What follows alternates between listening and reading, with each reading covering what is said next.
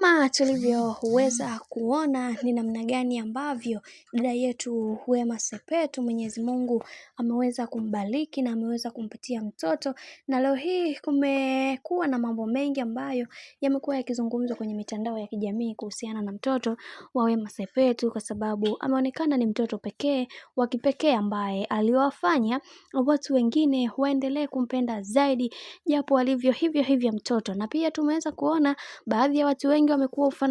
wametoa mafanano makubwa kati ya mtoto wa Wema Sepetu alivyoweza kuzaliwa na mtoto wa Diamond Platnumz. Ni mtoto gani ambaye aliyoweza kupokelewa kwa shangwe na vigelegele kwa namna hivi ambavyo alivyoolie pamoja na mtoto wa Diamond Platnumz ambaye ni Tifa yule wa kwanza kabisa.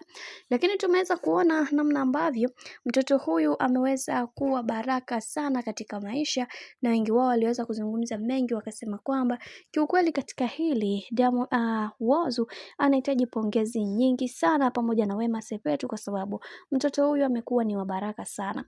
Lakini tumeweza kuona wakati anazaliwa bibi Tifa kulikuwa na drama nyingi ambazo zilikuwa zinaendelea, na tumeweza kuona baadhi ya wasanii waliweza kutoa pongezi nyingi katika yale ambayo yanayoendelea, na wengi wao waliweza kuzungumza kwamba mtoto wa Whozu pamoja na Wema Sepetu amechukua umaarufu mkubwa katika mitandao ya kijamii kuliko alipozaliwa bibi Tifa ambaye ni mtoto wa Diamond Platnumz. Hivyo wengi wao waliweza kuzungumza